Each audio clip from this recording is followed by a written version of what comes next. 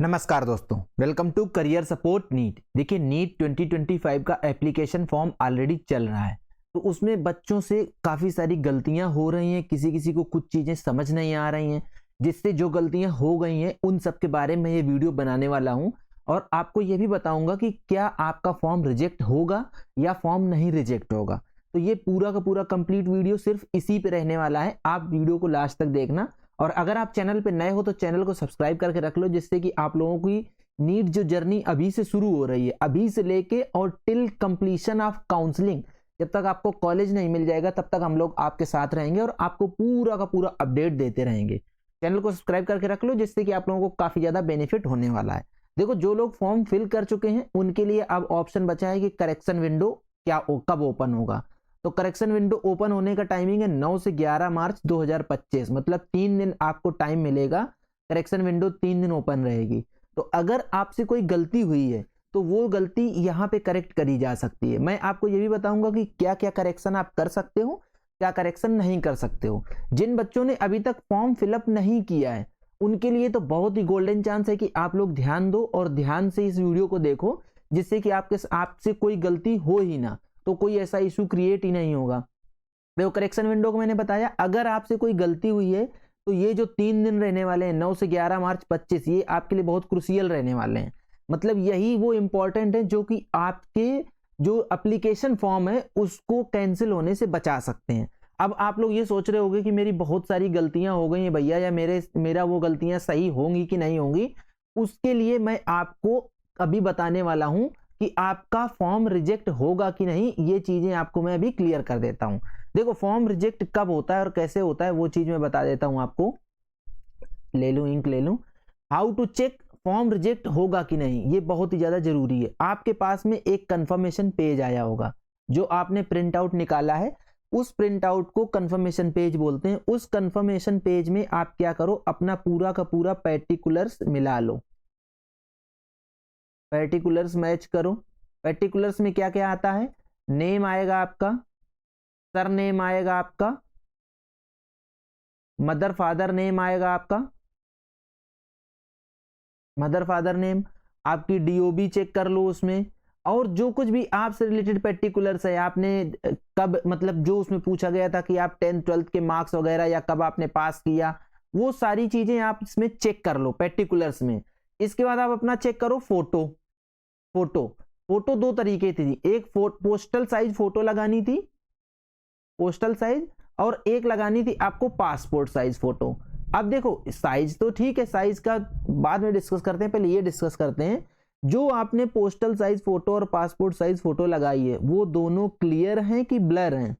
अगर वो ब्लर हैं, जो आपने निकाला है ये अपना कंफर्मेशन पेज, उसमें आपको ब्लर लग रही हैं, तो वो आपके लिए फॉर्म रिजेक्शन का रीजन नहीं बनेगा। लेकिन जब आप एग्जाम देने जाओगे तब वो आपके लिए प्रॉब्लम क्रिएट करेगा। तो आप ये चीजें चेक कर लो। अगर आपको ब्लर लग रही है, सही से नहीं आई ये फोटो आपकी, तो जब करेक्शन विंडो 9 से 11 ओपन होगा तब आप उसमें क्लियर फोटो अपलोड करना। जैसे फोटो ब्लर क्यों आती है, मान लो आपसे पूछा गया कि 200 KB की फोटो आपको अपलोड करनी है। अब आपने 200 KB के चक्कर में क्या किया, 100 KB की फोटो अपलोड कर दी, तो वो ब्लर ही दिखेगी। अगर आपको बोल रहा है कि 200 KB से नीचे की फोटो होनी चाहिए, तो फोटो जब अपलोड कर रहे हो तब ऐसी फोटो बनाओ कि वो लगभग 180 से 190 KB की फोटो बने, जाके अपने आप आपकी ऐसी फोटो हो जाएगी कि वो ब्लर नहीं होगी, आपकी क्लियर फोटो आ जाएगी।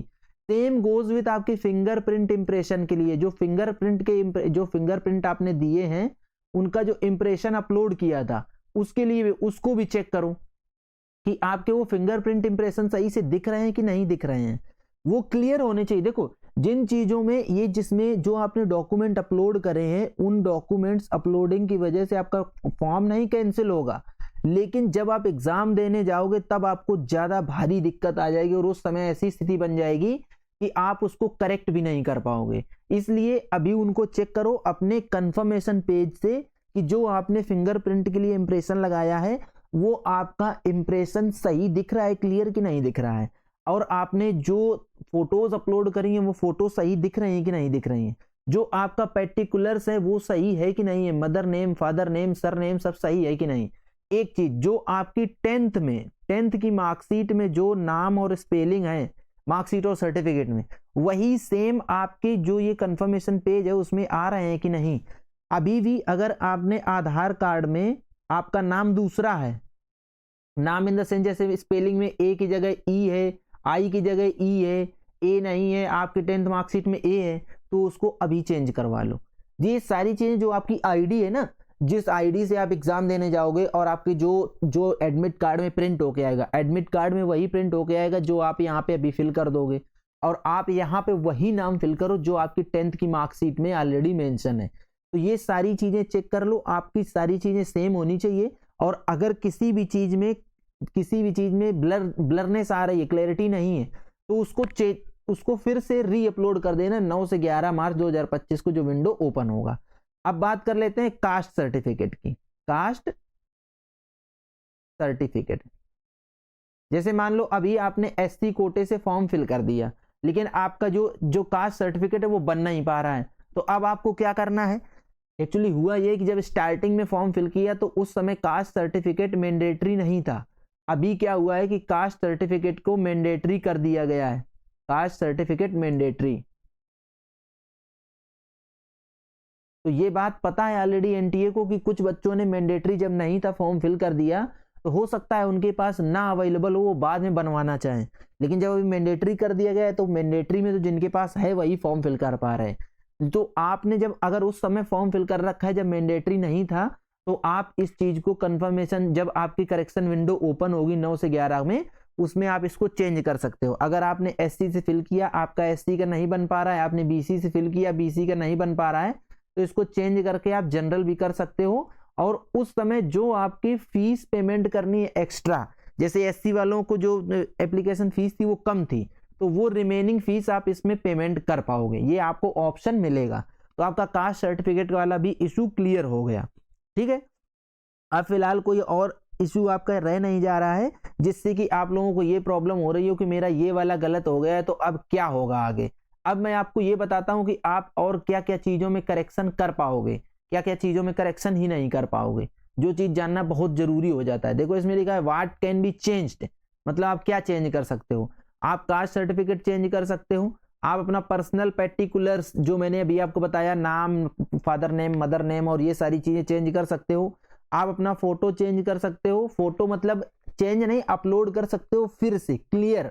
आप अपना साइन को सही से अपलोड कर सकते हो। कई बार ऐसा हुआ होगा कि सिग्नेचर जहां पे अपलोड करना था वहां पे आपने फिंगरप्रिंट अपलोड कर दिया है, और जहां पे फिंगरप्रिंट अपलोड करना था वहां पे आपने सिग्नेचर अपलोड कर दिया है।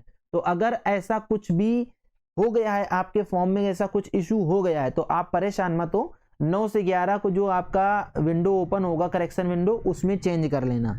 इसके बाद फिर कोई ऑप्शन आपको नहीं मिलेगा। आपका अगर आधार का ऑथेंटिकेशन नहीं हुआ था तो आप आधार ऑथेंटिकेशन भी कर सकते हो। ठीक है, अब चलो नेक्स्ट ये देखते हैं कि अब अगला और क्या आप चेंज कर सकते हो, आगे आप क्या नहीं चेंज कर सकते हो। क्लियर कर देता हूं बोर्ड। हाँ देखो, जो आप नहीं चेंज कर सकते वो दो चीजें आपके लिए क्लियर बोल दी गई हैं। आपने जो ईमेल आईडी डाली है वो और जो मोबाइल नंबर डाला है वो, ये दोनों चीजें आपकी चेंज नहीं हो सकती हैं, क्योंकि अभी इनमें आपका रजिस्ट्रेशन नंबर आ गया है इसी में, और ईमेल आईडी में आपका ये कंफर्मेशन पेज भी आ चुका है। तो ये दो चीजें तो बिल्कुल किसी भी हालत में चेंज हो ही नहीं सकती हैं। और इन दो चीजों में ऐसा है कि जो ईमेल आईडी और जो मोबाइल नंबर आपने डाला है, इसको अब till the completion of counselling, till the completion of counselling, इनको आपको जिंदा रखना है। जिंदा का मतलब समझ रहे हो, काउंसलिंग मतलब आपका मोबाइल नंबर चलते रहना चाहिए, आपकी ईमेल आईडी चलती रहनी चाहिए, क्योंकि अगर कुछ भी एनटीए कम्युनिकेशन करेगा तो वो आपको इसी मेल पे मेल देगा, या तो इस मोबाइल नंबर पे आपको एसएमएस वगैरह आएगा। कोई भी हार्ड कॉपी एनटीए नहीं देता है। ठीक, आप लोग इस चीज को समझ गए। कोई भी हार्ड कॉपी एनटीए की तरफ से नहीं दी जाती है, सिर्फ और सिर्फ अब सॉफ्ट कम्युनिकेशन होता है, मतलब आपके पास या तो मेल आएगा या तो मोबाइल नंबर पे मैसेज आएगा। तो ये था पूरा वीडियो। इसके अलावा भी अगर आपको कुछ और इशू क्रिएट हो रहे हैं कि आप जब फॉर्म फिल करने जा रहे हो तो क्या दिक्कत आ रही है, अगर वो कोई दिक्कत आ रही है जो मैंने अभी तक नहीं कवर करी है, या आपका कोई एक ऐसा केस है जो मैंने कवर नहीं किया कि आपको लग रहा है कि आपका फॉर्म रिजेक्ट हो सकता है क्या, या आपसे कोई गलती हो गई है, तो कमेंट बॉक्स में बताओ मुझे, मैं आपका पूरा का पूरा डाउट लूंगा और सारे के सारे डाउट्स आपके पूरे क्लियर करूंगा। ये पूरा कंप्लीट वीडियो था।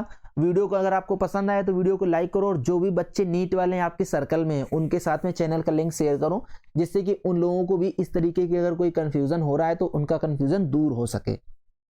वीडियो को ज्यादा से ज्यादा लाइक करो यार, चैनल को सब्सक्राइब करके रख लो, बेल आइकन दबा लो, जिससे कि आप लोगों को इस तरीके का अपडेट मिलता रहे। आज का वीडियो यहीं तक, मिलेंगे नेक्स्ट वीडियो में नए डेटा के साथ, तब तक के लिए बाय बाय।